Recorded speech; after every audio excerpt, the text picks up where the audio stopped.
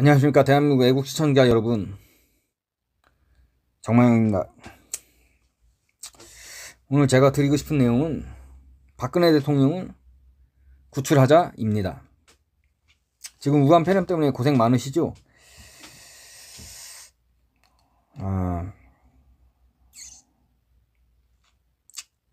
일단 전 개인적으로 상당히 부러운 나라가 지금 있습니다. 대만입니다. 대만의 차이잉원 정부가 올해 2월 초부터 중국인 입국 금지, 그리고 마스크 수출 금지를 전격적으로 실행했습니다.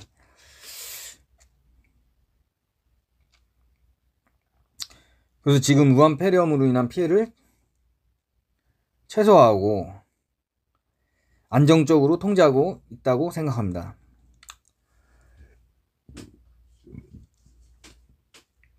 우리나라도, 우리 대한민국도 진작 2월 초부터 많은 의사분들이 조언하신 대로 중국인 입국 금지를 실행했으면 지금쯤 상당히 피해를 최소화했다고 생각합니다. 저는 개인적으로 참 아쉽습니다. 지금 한국에서 우한폐렴으로 1만 명 가까이 확진 받으시고 지금 100명이 돌아가신 걸로 전 알고 있습니다. 굉장히 안타깝습니다.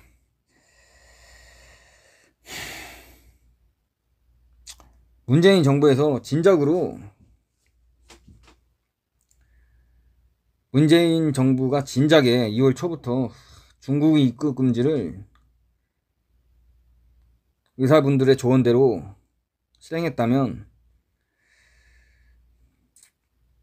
참으로 피해를 최소화했을 텐데 참으로 안타깝습니다.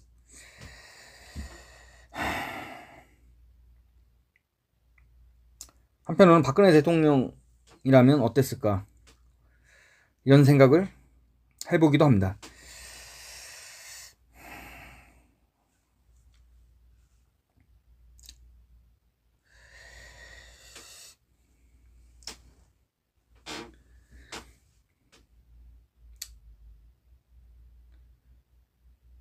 저는 원래 박근혜 대통령 지지자는 아니었습니다. 그리고 2017년 3월 탄핵 심판 때 판결이 났을 때도 솔직히 관심이 없었습니다. 먹고 살기 바쁘고 비정규직 노동자였고,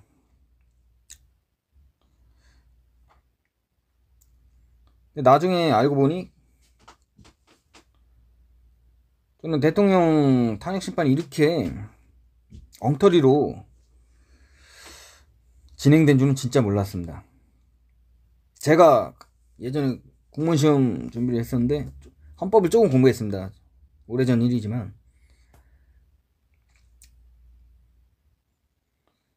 근데 대통령 탄핵 심판은 그때 배우기로는 굉장히 엄격한 심판 절차를 거쳐야 하는 걸로 저는 알고 있었는데, 이렇게 졸속으로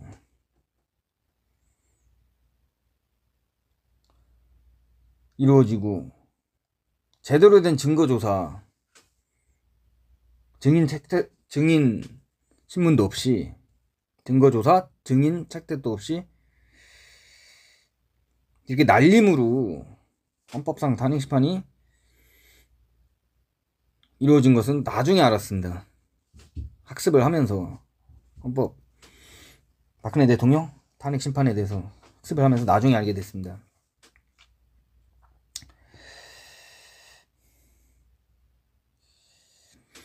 헌법상 탄핵 심판이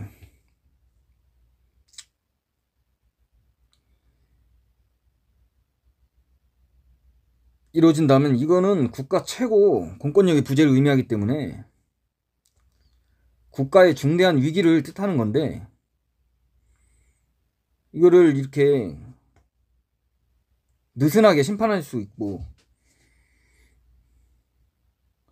함부로 결론을 내렸을까? 참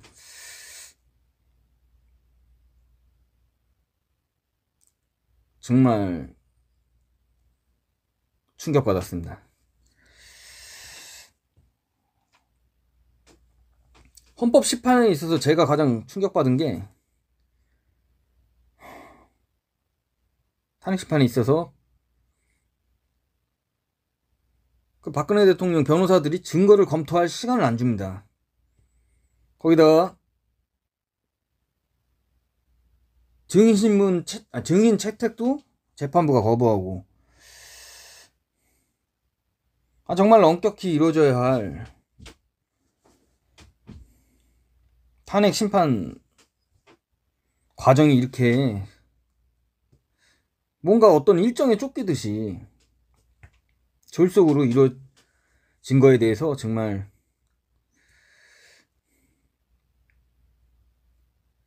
너무나 이상했습니다. 충격받았고 이상했습니다. 과연 이 사태의 기원은 어디인가?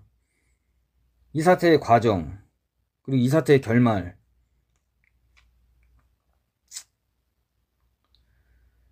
결국 잘못된 탄핵 심판 결정에 의해서 지금 대한민국의 현재 미래에도 지금도 악영향을 상당히 끼치고 있다고 저는 생각합니다. 이걸 분명히 바로잡지 않으면 점점 더 대한민국은 심각해지고 훨씬 더 중대한 위기가 닥치지 않을까 굉장히 우려하고 있습니다.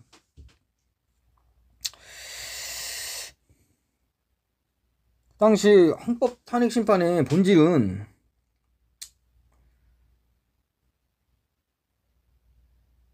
최순실에 대한 국정 개입을 허용해서 최순실이 이익을 얻도록 박근혜 대통령이 대통령으로서의 지위와 권한을 남용했다. 그럼 가장 핵심 뭐냐? 과연 최순실이 국정농단을 했느냐? 이게 가장 핵심 논점인데,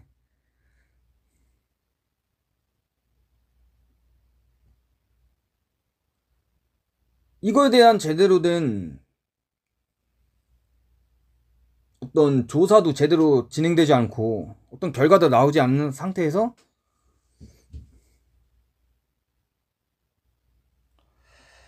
박근혜 대통령에 대해서 헌법소 의지의 결여를 이유로 파면 한다는 결정을 내린 게, 헌법재판소에서 내린 게 과연 정당한가?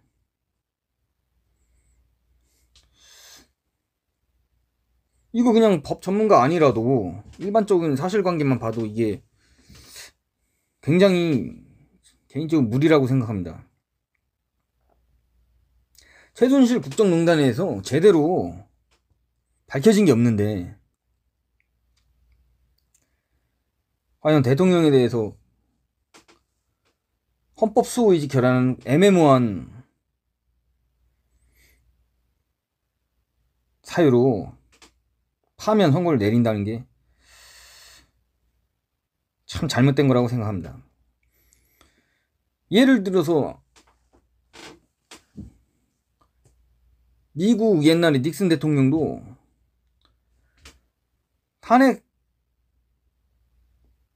심판 조사만 탄핵 심판 과정에 있어 조사만 1년 6개월이 걸렸다고 알고 있습니다.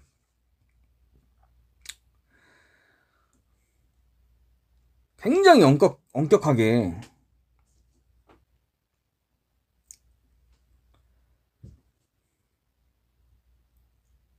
심사를 해야 되는데 왜 이렇게 졸속으로 처리했나 참 의구심이 듭니다.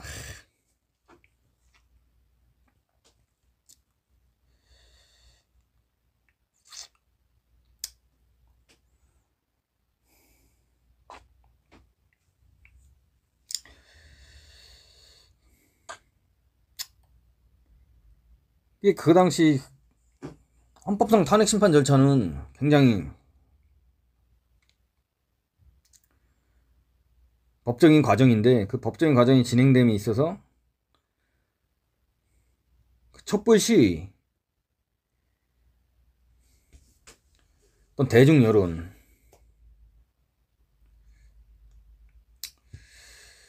대중 여론의 선동,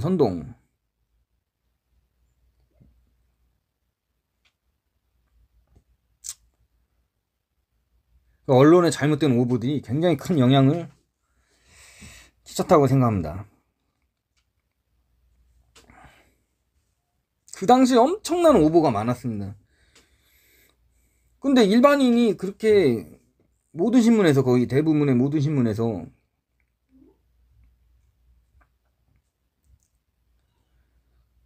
오보를 쏟아내는데, 일반인이 참 현기증을 느낄 정도로 이 오보를 어떻게 판단할 시간적 여유도 주지 않고,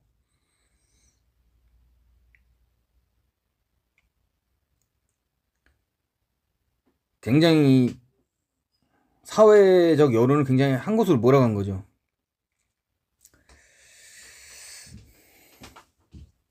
근데 원칙적으로 재판은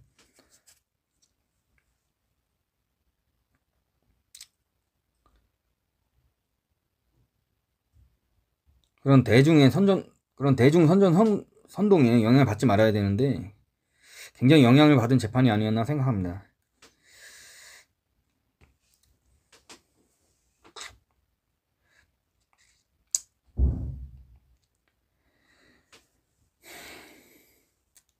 그 당시 오보가 JTBC에서 한 게, JTBC에서 발표한 게,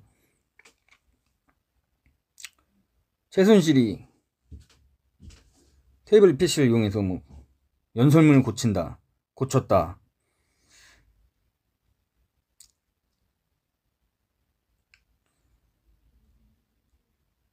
나중에 밝혀진 바로는 그 테이블릿의 소유주가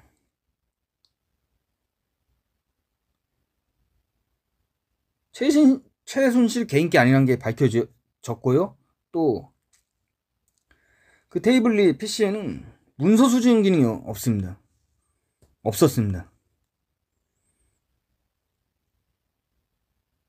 문서 수정 기능이 없는데 어떻게 연설문을 고치죠?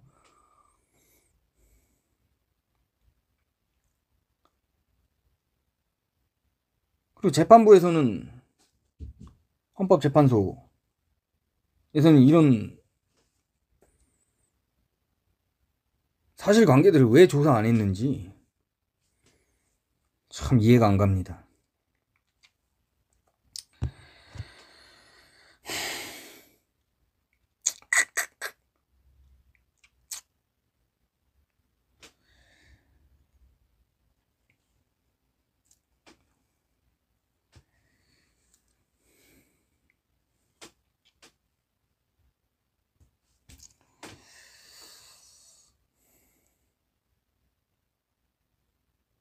좀 더 엄격하게 심사를 해야 했죠, 그 당시.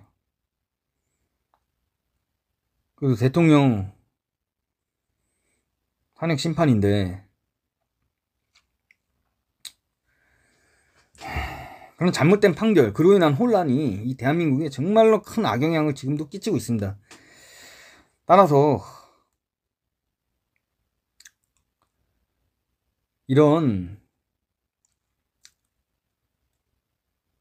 악영향을 더 이상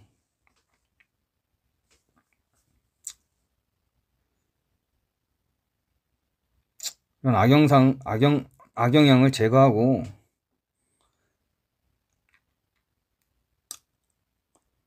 대한민국을 올바른 경로로 이끌기 위해서는 박근혜 대통령 헌법 탄핵 심판에 대해서 정확히 진실을 알고,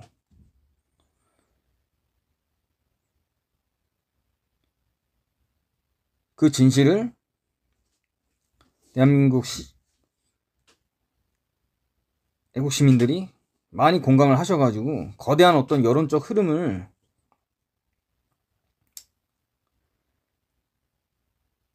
형성해서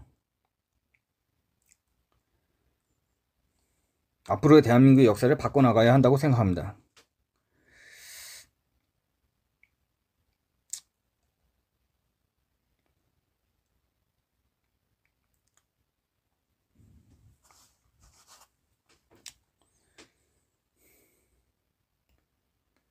박근혜 대통령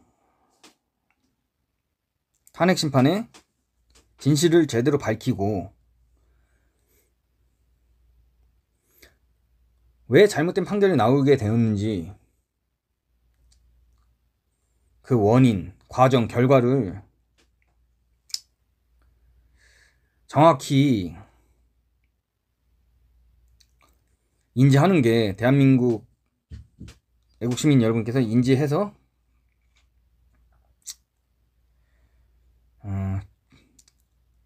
과거의 역사의 잘못을 바로잡아서 다시 한번 이제 대한민국을 올바른 길로 인도해야 한다고 저는 총론적으로 그렇게 생각하고 있습니다. 많이 부족하지만 오늘 방송은 여기까지 하겠습니다. 감사합니다.